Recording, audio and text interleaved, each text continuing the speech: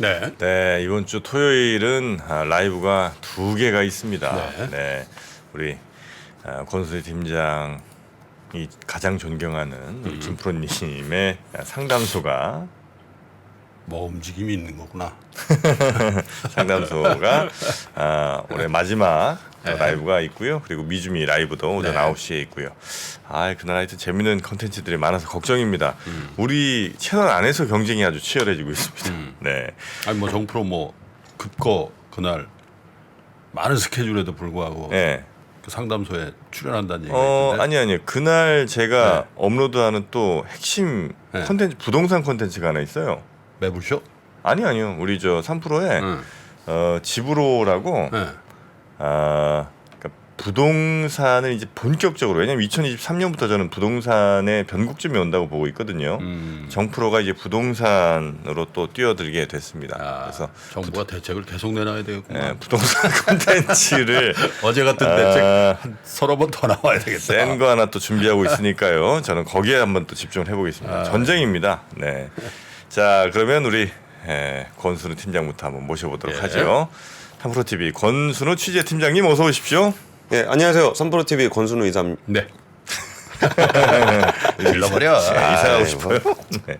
여러분이 불러주시면 그게 호칭이죠. 그럼요. 네, 참 뭐 정프로인데요. 자, 우리 권 팀장님과 함께 오늘도 뉴스 3 플러스 3가지 뉴스로 경제를 한번 읽어볼까요? 네. 예, 미국의 소비자 신뢰 지수가 108.3, 8개월 만에 최고치를 기록하면서 나이키, 페덱스 주가 훨훨 날았고요.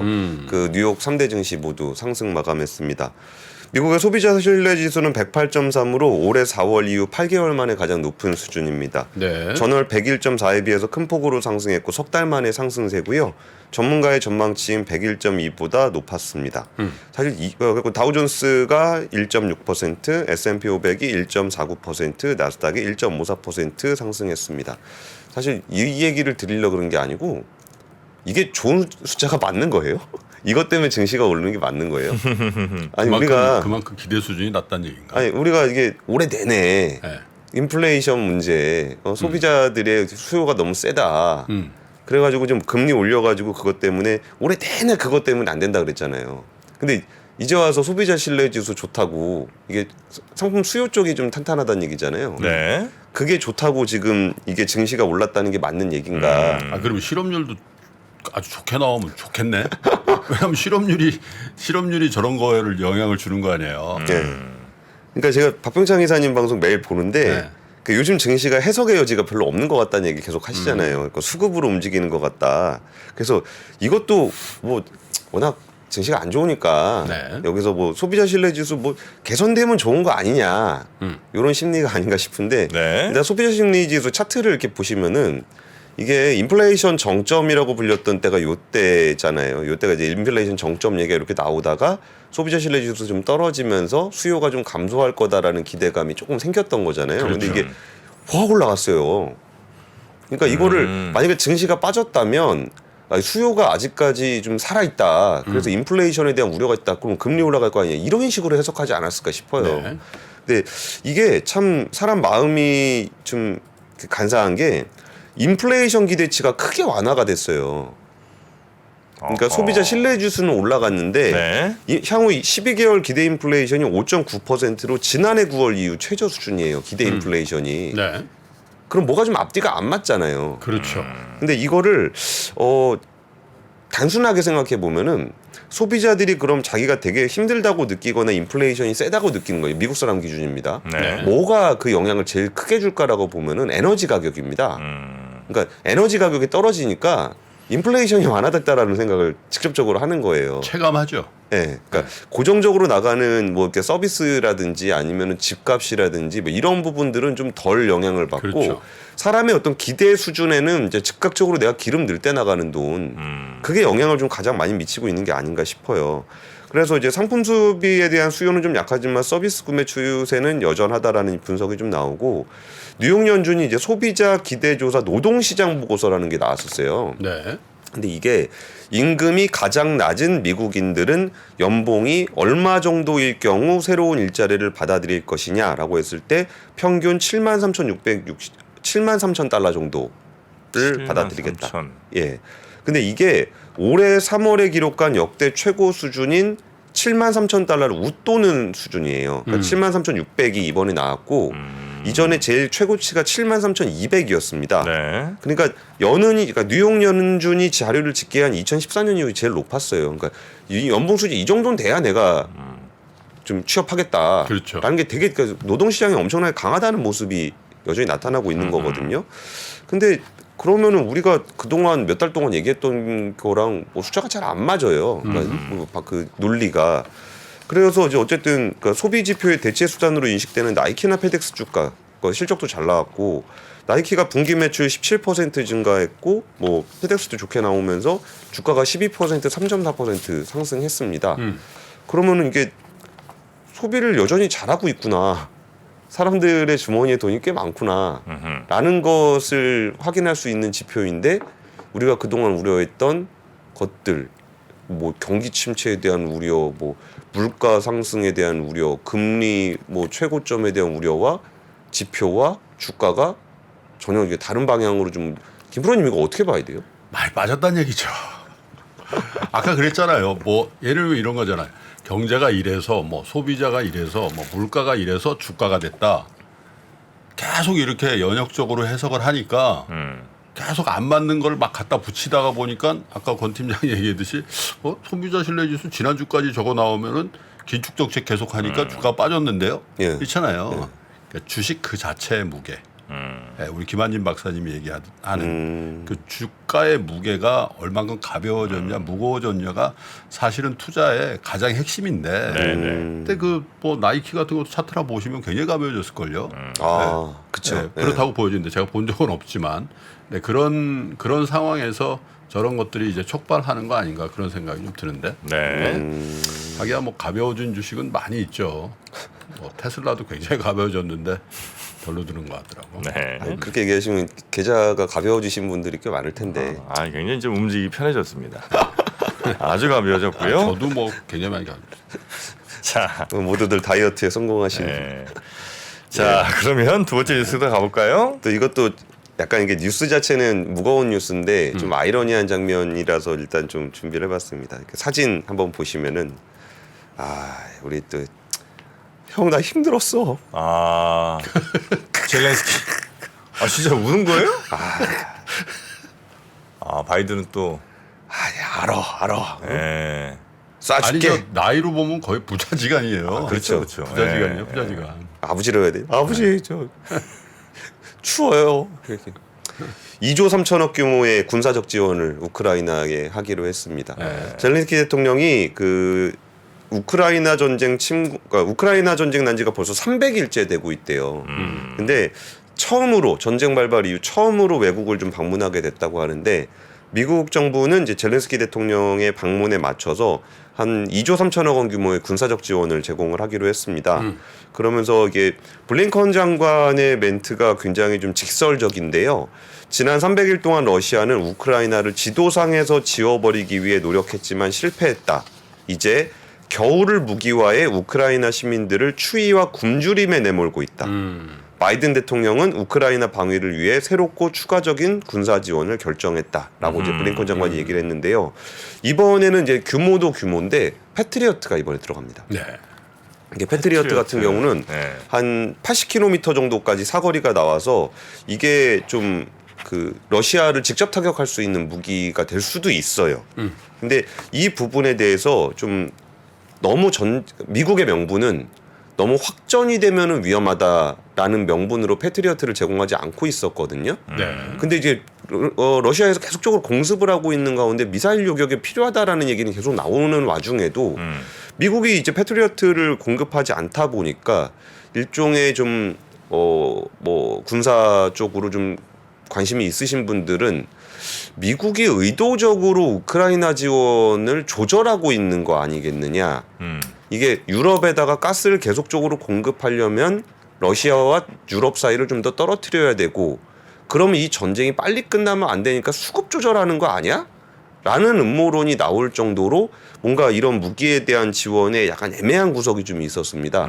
근데 이번에 패트리어트 지원하는 거를 두고서 미국의 국방부는 뭐라 그랬냐면 패트리어트 미사일은 세계 최첨단 방공 시스템이라면서 실전 배치되면 그 우크라이나 도시와 시민들의 모든 위협에 두터운 방해를 제공할 것이라는 얘기를 하면서 굉장히 좀 의미를 부여를 하고 있었어요. 네, 네. 그러니까 바이든 대통령은 이제 젤렌스키 대통령 오니까 타임즈 올해 인물 선정되지 않았냐. 뭐 당신은 미국에서도 올해 최고 인물이다라고 얘기를 하고 젤렌스키 대통령은 고맙다는 말만으로는 나의 감정을 전달할 수가 없다. 훈장을 주더라고요. 보니까. 그리고 그 훈장은 네. 우크라이나 대위가 받은 훈장이었는데 네. 그 대위가 이 훈장을 바이든 바친다. 대통령께 바치고 싶다. 역시 그 젤렌스키가 방송을 알아. 방송이 출신이라 그런지 약간 그 극적 연출이 다른 그 정상하고 좀 다르다. 어떻게 사람들의 마음을 움직이는지를 잘 안다 이런 거죠. 예. 그리고 제가 좀 특이한 만남 두 개를 엮어보려고 했다 그랬잖아요. 이게 두 번째 사진입니다. 이게 왕이 외교부장하고 중국 왕이 외교부장하고 페니윙 호주 외교장관입니다. 네. 결혼 완전 사이 안 좋은데 저기 둘 다. 둘이 만났어요. 예. 진짜 험하게 싸웠잖아요. 네. 호주는 발 밑에 붙은 껌 같은 거라 뭐 그렇죠. 자꾸 까불면은 발을 비벼가지고 뭐 없애버리겠다 뭐 이런 진짜 험하게 싸웠는데 이번에 만난 명분은 중호주 호주 중국 수교 50주년이 계기가 돼서 네. 이번에 이제 그 공동 성명도 냈어요. 이게 중호주 수교 50주년쯤 양측의 안정적이고 건설적인 관계 협력의 중요성을 재차 천명한다. 상호 존중, 평등 및 호혜, 이견의 관리 및 통제에 동의했다라고 얘기하면서 이제 고위급 교류를 계속적으로 유지하고 민간 교류도 좀 더 확대하도록 하자라는 얘기들을 좀 했습니다. 그러면서 이제 서로 이제 시진핑 국가주석도 축전을 보내고 앨버니지 호주 총리도 축전을 보내서 그랬더니 그 엘리니지 총리는 시 주석의 아주 따뜻한 편지를 받았다. 우리는 미래의 주요 파트너와 더 나은 관계를 맺을 필요가 있다라고 좀 호주 총리가 얘기했고요. 시진핑 주석도 축전에서 상호 존중, 호혜 공영의 원칙을 견지하면서 포괄적 전략 동반자 관계 이것도 요새 좀 많이 쓰는 표현이거든요. 조금 더 긴밀한 그런 관계를 좀 복되게 하고 싶다라는 얘기를 좀 했습니다. 그러면서 이제 왕이 부장 얘기했던 게 뭐 지난 몇 년 동안 중국과 호주 관계가 곤란과 좌절을 겪었고 우리는 원하지 않았다. 이렇게 갈등까지 간 걸 우리는 원하지 않았다. 예, 그러면서 했던 얘기가 우리가 뭐 솔직히 역사적 앙금도 없지 않냐. 호주랑 뭐 앙금 있을 건 없죠 뭐. 예. 그래서 근본적인 이해 충돌도 없다. 그러니까 우리가 이제 핵심 얘기라고 불리는 영역들이 있잖아요. 네. 근데 호주하고 중국은 그런 것도 없지 않냐라고 얘기하면서 상호 필요한 협력 파트너가 되어야 하며 완전히 그렇게 될 수 있다라고 좀 강조를 했습니다. 네. 그래서 저희가 요새 외교나 통상하는 분들 만나 보면은 좀 신냉전 이런 표현 좀 쓰지 말자라는 얘기를 되게 많이 하셔요. 그러니까 냉전이라는 거는 단절을 의미하는데 네. 단절이라는 단어를 우리가 사용하면은 상대방과의 그 거리를 좁히기가 어렵다는 거예요. 이렇게 첨예하게 싸우던 사람들도 만나서 좀 포괄적, 전략적, 협력 이런 얘기하는데 우리가 그 신냉전이라는 표현을 쓰게 되면은 좀 이거를 단절하게 되는 때이기 때문에 오히려 좀 기민하게 대응하기 위해서는 표현도 좀 그런 표현을 좀 자제하면서 지금 이렇게 통상 환경, 국제 외교 통상 환경에 대해서 좀 그 긴민하게 좀 대응해야 할 필요가 있다라는 네. 것들을 좀 보여주는 게 아닌가. 진짜 외교가 요즘 중요한 것 같아요. 예? 어떻게 보면 뭐 진짜 호주, 중국은 한 6개월, 1년 전까지만 해도 뭐 영원히 저건 이제 돌아올 수 없는 강을 건넜다라는 정도로 막 그 비난하고 그랬는데 따뜻한 편지를 그러니까 외교는 정말 우리는 그냥 또 사이가 틀어지면 다시는 안 봐. 그러니까요. 약간 그런 네. 그런 정서법이 있는데 그런 데서는 전략적으로 좀 벗어나야 될 필요성이 있겠죠. 어쨌든 이익 위해서 움직이는 거죠. 그러니까. 뭐. 전 대표님은 네. 어떠세요? 마음에 안 드는 사람 있으면 영원히 안 보십니까? 저요? 예. 그렇게 삶을 살지 않습니다. 저는. 네. 네, 바로 필요하면 좀 친한 척 하다가 아유 그럼요. 필요 없으면 야박하게 좀 하다가 열심히 하겠습니다. 네. 그 패트리어트는 이제 주로 그 날아오는 미사일을 이제 요격하는 대공 방공 방어용입니다. 네, 방어용이죠. 네, 네. 근데 이제 사정거리가 있다 보니까 네. 그 부분에 대해서 미국이 좀 제공을 안 하고 있었어요. 네. 자, 그리고 세 번째 뉴스도 가보겠습니다. 예, 그 현대차 IRA 여파 미국 판매 타격 시작됐다. 포드의 추월당해라는 기사인데요. 포드의 미국의 전기차 판매량이 53,752대로 현대차, 기아 53,663대를 제치고 2위에 올라섰다. 상반기에는 그 현대차가 2등이었는데 지금 포드가 2등이 됐다. 3등으로 밀렸다. 이런 얘기입니다. 그래서 제가 아이오닉 5 미국하고 이제 판매량 좀 가지고 왔는데요. 이 6월달 판매량이 한 2,800대 정도 되다가 11월에 한 1,100대 정도로 줄었어요.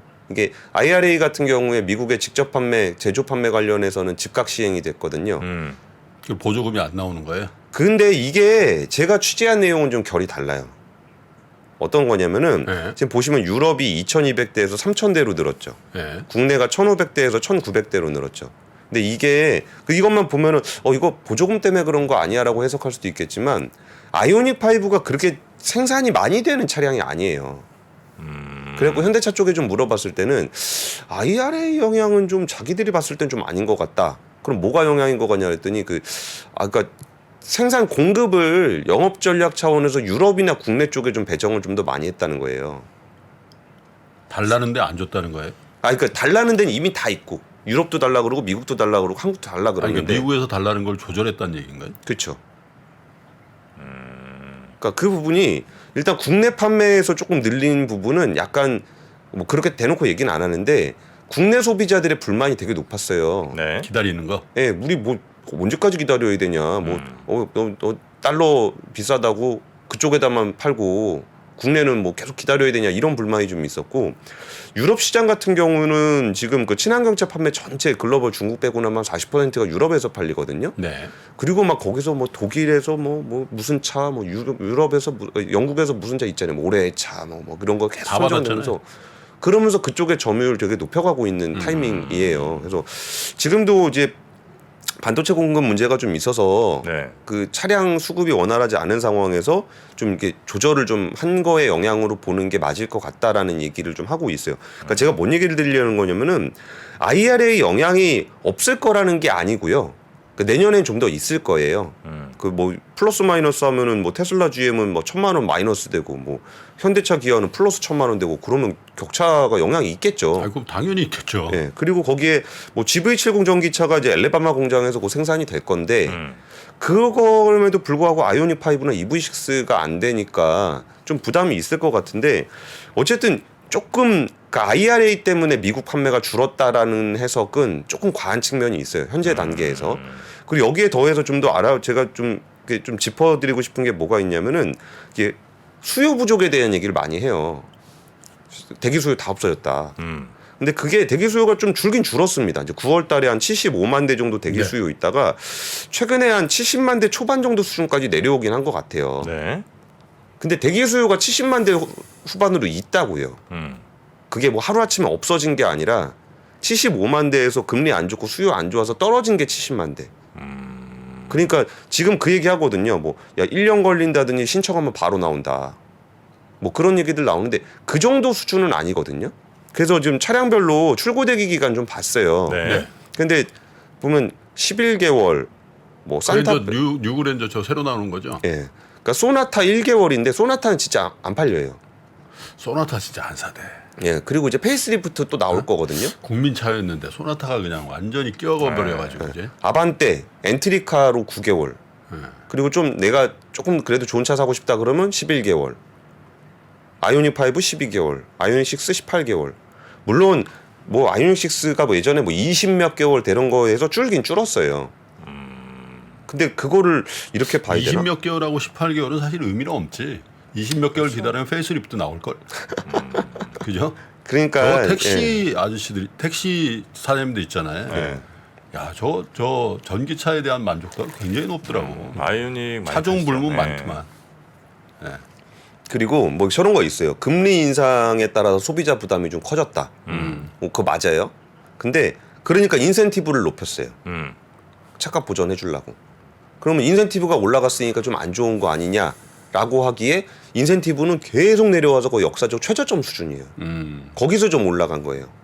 그리고 거기에 더해서 원자재 가격 하락이 있습니다. 강판이라든지 굴이라든지 이런 걸로 좀 상쇄되는 측면이 좀 있어요. 그래서 이게 어떤 이런 얘기들을 제가 드리는 이유가 이게 4분기 실적 발표 나와봐야 이게 진짜 제가 얘기한 게 맞는지 아니면 시장에서 뭐 바로 나온다, 뭐 수요 다 없어졌다 이게 맞는지는 4분기 실적 발표 나와봐야 알 건데 이게 바로 나오는 차가 있긴 있습니다. 이게 옵션 주문 다 해놓고 네. 그 다음에 취소하면은 영맨한테 가서 좀 바로 출고할 수 있는 거 있어요? 그러면 영업사원분이 옵션 다 정해져 있고 차 못 고르는데요. 즉시 출고는 돼요. 이런 차들이 있어요. 그러니까 캔슬 나온 거. 아 그렇죠. 근데 그런 건 즉시 출고가 되는데 네. 그게 조금 과한 것 같아요. 과하다는 게 그러니까 시장의 우려가 현재 상황에 비해서 좀 과한 것 같아요. 이제 차도 끝났다. 이제 차 뭐 안 기다려도 나온다더라. 뭐 그러니까 현대차 이런 거 IRA 정도 때문에 아니라는 전기차 거죠? 하나도 못 판다. 근데 실제로 아우디가 그렇게 세일을 하잖아요. 예. 그러니까 유추 해석해 보면 뭐 경쟁 차종이 아우디도 있고 뭐 예를 들면 폭스바겐, 현대기아가 있는데 비슷한 차종이라 이거 가격도. 근데 여기 20% 할인해 버려. 그러니까 그 유추 해석을 해보면 야 여기에 내가 대기를 해? 차라리 파사트 사지? 예. 이렇게 된다는 거 아니에요? 그렇게 될 수 있죠. 근데 내년에 그게 더 심해질 거란 얘기가 있어요. 차가 유럽에서 만들어진 차가 수입차 딜러들은 와서 재고로 있는 거고 재고로. 여기는 지금 만들어서 되고 있는 상황이잖아요. 그리고 유럽 차들 대부분 디젤 차 유럽에서 잘 안 팔리는 거 한국에 많이 갖고 오거든요. 이게 디젤 차지. 네, 여기까지만 하겠습니다. 디젤 차가 유럽에 잘 안 팔려요? 요즘 이제 전기로 가서 네. 지금 디젤 타 사기는 좀 애매하지. 왜냐면 주유소 가면 디젤이 더 비싼데. 맞아, 디젤도 네? 비싸요. 맞아요. 그거 언제 바뀌는 거예요, 그거? 원래는 휘발유가 훨씬 비쌌잖아요. 그렇죠. 근데 지금 한 6개월 이상 디젤이 비싼 것 같은데. 거의 뭐 요즘 한 1-200원 이상 차이 나더라고요. 그러니까. 네. 그 유럽의 디젤 정제를 대부분 러시아에서 해갖고 와요. 네. 근데 거기가 막히면서 유럽에서 디젤류를 전 세계에서 땡겨오고 있습니다. 그러다 보니까 전 세계 디젤 가격이 휘발유 가격보다 더 비싸졌어요. 정제 네. 마진이 많이 올라갔어요. 저희 IRF 여파인지 아닌지에 대해서는 계속 좀 추적해서 네. 한번 보십시다. 저기 중요한 이슈인 것 같아요. 네. 자동차. 안녕하세요. 저 김프로 김동환입니다. 올해도 많은 분들이 우리 청년들의 자립을 지원하기 위해서 3프로 다이어리를 구매해 주셨습니다. 그 따뜻한 마음에 저희가 보답하기 위해서 작은 성의를 준비했습니다.